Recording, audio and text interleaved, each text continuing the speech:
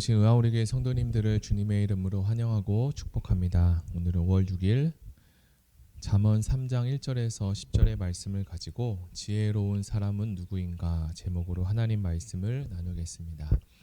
먼저 성경 봉독해 드리겠습니다. 내 아들아, 나의 법을 잊어버리지 말고 내 마음으로 나의 명령을 지키라. 그리하면 그것이 내가 장수하여 많은 해를 누리게 하며 평강을 더하게 하리라.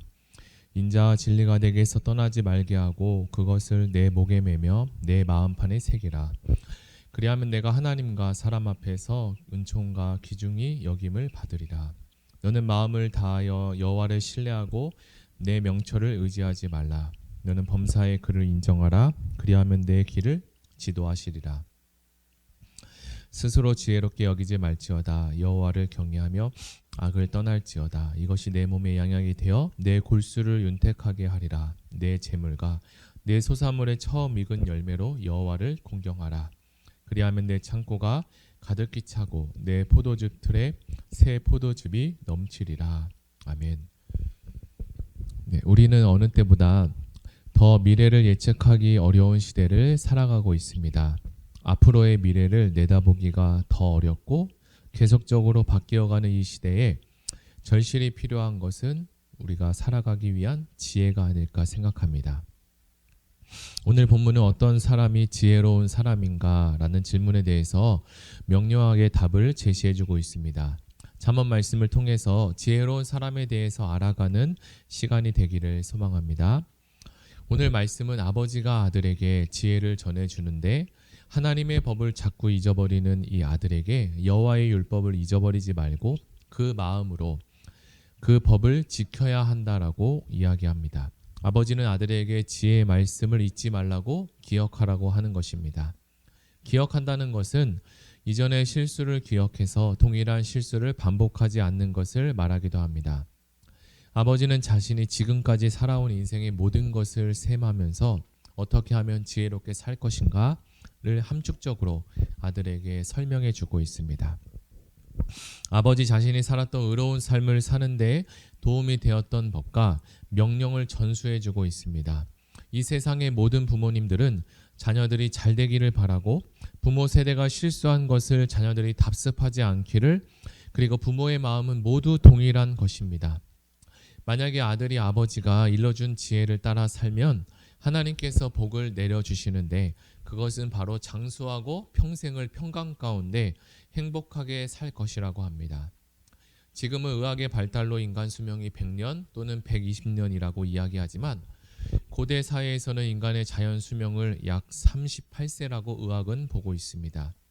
이것을 토대로 여러분은 30대 중후반에 어떠한 삶을 살고 계셨나요?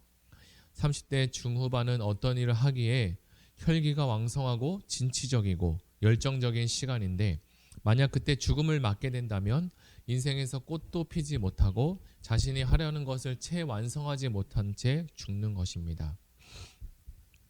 그 당시 내세관이 뚜렷하지 않은 시대를 살던 고대 사람들은 인간이 이 땅에서 누릴 수 있는 최고의 축복을 장수라고 생각했습니다. 그래서 아버지는 사랑하는 아들에게 최고의 축복인 이 장수의 비결을 알려주니 하나님의 법과 그 명령을 마음에 잘 품고 살라고 말합니다. 현대사회로 들어오면서 육체의 질병보다는 더 큰 병인 마음의 병이 자리 잡고 있는데, 현대인들은 마음이 병들고 고민과 염려로 예전보다 더 좋은 환경에서 살지만 즐거움을 누리지 못하고 더 많은 번뇌와 고민으로 하루하루를 살아가게 됩니다. 이것은 마치 잠언이 기록된 시대나 지금을 살아가는 우리의 시대나 마찬가지로 우리가 가장 필요로 하는 것은 우리 마음의 평강이 아닐까 생각합니다. 하나님은 태초로부터 이 비밀을 알고 계셨기에 우리에게 하나님의 법을 지키고 명령을 지키면 장수하고 거기에 더 평강을 더하게 하시겠다고 약속하셨습니다. 많은 재물을 가진다고 할지라도 가정에 평화가 없고 기쁨이 없다면 그 가정과 그 상황은 지옥과 같지 않겠습니까? 하나님은 죽어서 가는 천국뿐만 아니라 이 땅에서도 우리 모든 성도가 천국을 경험하고 기쁘고 행복한 삶을 살기를 원하고 계십니다. 예를 들어 자동차를 만든 사람이 자동차에 대해서 가장 잘 알고 있는 것처럼 사람을 흙으로 창조하신 하나님은 우리가 어떻게 살 때 가장 행복하고 잘 살 수 있는가를 알고 계십니다. 그래서 우리 모두가 행복하고 잘 살 수 있는 인생 설명서를 주셨습니다. 그것이 바로 하나님의 말씀, 성경입니다. 그렇다면 이 성경을 보면서 우리 인생을 어떻게 하면 잘 살 수 있는지 살펴보겠습니다. 3절입니다. 3절에 보면 인자와 진리가 내게서 떠나지 말게 하고 그것을 내 목에 매며 내 마음판에 새기라 라고 합니다. 사람들은 모두 다 행복한 인생을 찾기 위해 인생의 파랑새를 찾고 있습니다. 그러나 성경은 우리에게 진정한 행복을 누리기 위해서 그 방법을 말씀해주고 있는데요. 우리 인생에 장수가 있고 평강도 주는 법과 명령은 무엇일까? 바로 인자와 진리가 그 해답이라고 말씀하고 있습니다. 이 인자와 진리는 하나님의 속성, 하나님의 것인데 하나님의 안에 있는 사랑과 자비하심을 말씀합니다. 그리고 진리는 변하지 않는 신실함을 이야기하는데요. 사람들은 서로 거짓말을 하고 속고 속이며 살아갑니다. 하나님은 거짓말을 하실 줄 모르시고 약속을 반드시 지키시는 분이십니다. 인자와 진리는 영어 성경에 사랑과 진실함, 신실함으로 기록하고 있는데 이 말씀을 잘 이해하고 순종하는 사람은 이 사랑과 신실함이 자기의 일부가 된 사람일 것입니다. 사랑과 신실함이 마음판에 새겨진 사람은 자연스럽게 이웃을 사랑하며 힘들이지 않고도 신실하게 대인관계를 하며 신앙생활을 지속적으로 하게 됩니다. 이런 사람은 하나님과 이웃과 좋은 관계를 맺으며 살아가게 되고 결과적으로 하나님과 이웃으로부터 은총과 기중의 여김을 받게 됩니다. 인생을 살면서 한 해 한 해 지나다 보면 우리에게는 지혜와 경험이 쌓이게 되는데요. 그래서 우리는 무의식적으로 이러한 문제에 있어서는 내가 이렇게 대처해야 된다라는 선입견이 생기게 됩니다. 그러나 하나님은 5절에 너는 마음을 다하여 여호와를 신뢰하고 내 명철을 의지하지 말라고 합니다. 하나님을 신뢰하는 것은 자신의 지혜와 자신의 명철을 앞세우는 것이 아닙니다. 명철이라는 것은 처한 상황에 대해서 잘 이해하고 정확하게 그것을 파악하는 능력을 이야기합니다. 그런데 지금과 같은 코로나 상황에서 어느 누구도 경험해보지 못한 상황이기에 전문가들도 어떻게 이것을 해결해야 될 것인가 라는 것을 방법을 찾지 못하고 있습니다. 코로나가 처음 생겼을 때 잠시 있다가 사라질 것이라고 생각했지 이것이 전 세계적으로 퍼지고 또 1년을 넘어서 이렇게 오랫동안 이렇게 진행될 것이라고 생각하지 못했습니다. 맞습니다. 사람의 명철과 지혜는 한계가 있고 부족함이 많이 있습니다. 잠언에 나오는 아버지가 인생을 살면서 경험해 보니까 자신의 지식과 명철로 해결되는 경우가 있는가 반면 그렇지 않은 일도 많이 있다는 것을 알게 되었습니다. 그래서 온 우주의 주인이신 하나님 아버지를 의지하고 사는 것이 중요한 일이며 우리를 쉴만한 물가로 인도하는 길이라는 것을 알게 되었습니다. 인생은 어느 정도 자신의 생각대로 되어져 가지만 그때부터 자신의 판단과 분별하는 것이 거의 옳다라고 생각하는 오류에 빠지기가 쉽습니다. 그러나 그때 우리는 하나님 앞에 겸손해야 합니다. 성경은 우리에게 내일 일을 너희가 알지 못하는도다 라고 말씀하시는 것인데 그것이 바로 우리의 인생이기도 합니다. 성경은 또한 하나님이 우리에게 미래를 감추어 두고 있다라고 말씀하십니다. 만약 미래가 우리에게 열려 있다면 우리는 지금보다 더 교만해서 자신이 하나님인가라는 착각을 할 정도로 살아갈 것입니다. 그래서 우리는 교만하지 않고 겸손을 배울 수 있습니다. 우리는 어느 정도 지식이 차게 되면 더 이상 배우려고 하지 않고 배운 것을 토대로 살아가게 되는데 그러나 우리는 죽을 때까지 배워서 지속적으로 그리고 계속적으로 새로운 지혜를 얻어야 합니다. 이런 측면에서 사람은 언제든지 얼마든지 교만해질 수 있습니다. 우리가 살아가면서 조금만 잘 되면 자신 때문에 잘 된 것이라고 생각하며 교만이 하늘을 찌를 수가 있는데 그러다 조금만 안 되면 우리는 크게 낙심하고 좌절하기도 합니다. 우리는 이렇게 열등감과 그리고 우월감 속에 이 사이 가운데 살아가고 있습니다. 그러나 우리가 여호와 하나님 경외하기를 마음을 다해서 온전히 섬긴다면 우리 속에 있는 열등감과 우월감에 빠지는 우를 범치 않게 되게 되죠. 여호와를 경외하는 사람은 교만하지 않게 됩니다. 그는 언제나 겸손하고 또 겸손할 수 있습니다. 우리나라 속담에 벼는 익을수록 고개를 숙인다고 합니다. 우리의 신앙과 믿음도 성숙하게 되면 하나님과 사람 앞에 더 겸손한 모습으로 나아갈 수 있을 것입니다.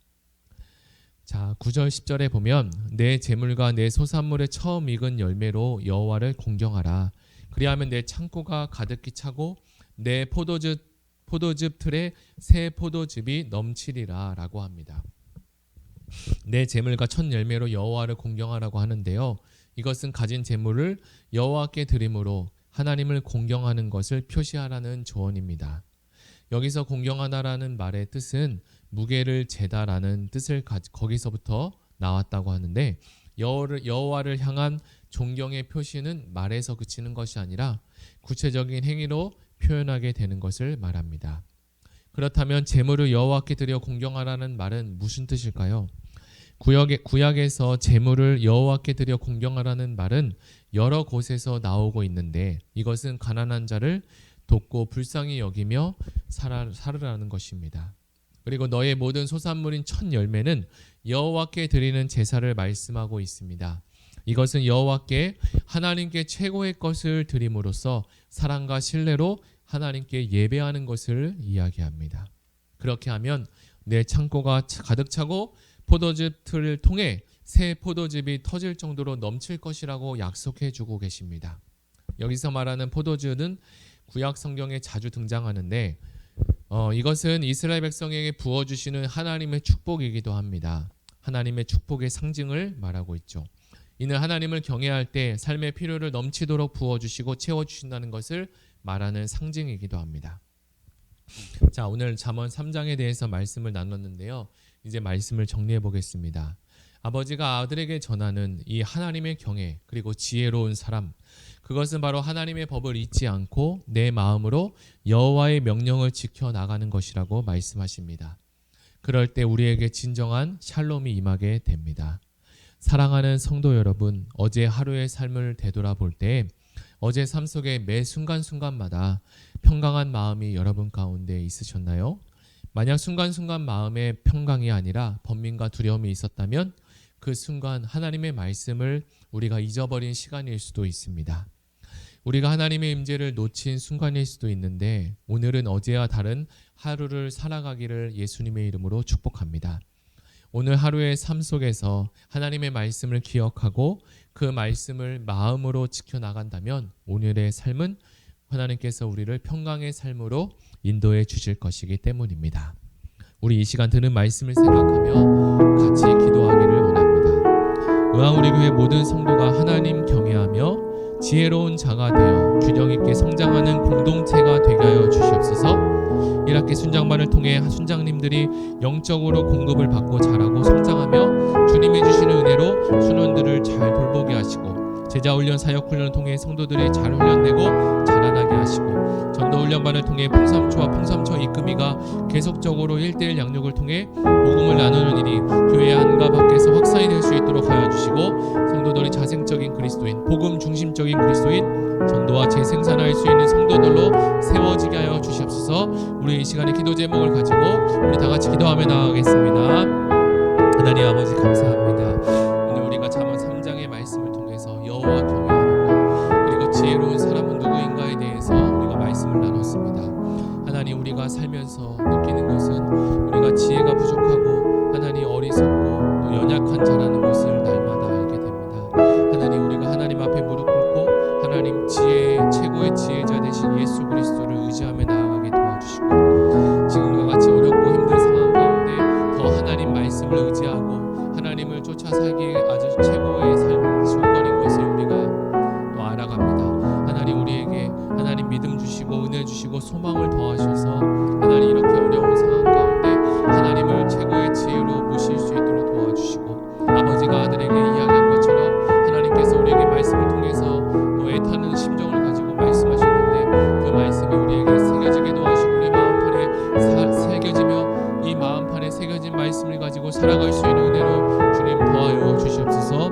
하나님 균형 있게 성장하는 공동체가 되게 하시고 하나님을 경외하며 지혜로운 자 모든 자가 될 수 있도록 의왕 우리의 모든 성도님이 될 수 있도록 도와주시고 중자님들 통해서 순원분들이 영적으로 공급해지고 하나님 아버지 주님 주시는 은혜로 순원들을 돌볼 수 있도록 주님 도와주시옵소서. 지금 진행되는 모든 훈련들마다 하나님께서 은혜 내려주시고 우리 교회 모든 성도님들이 재생산하며 하나님의 복음을 땅끝까지 전할 수 있는 아름다운 공동체가 될 수 있도록 주님 허락하여 은혜를 허락하여 주시옵소서. 감사드리며 예수님의 이름으로 기도드립니다.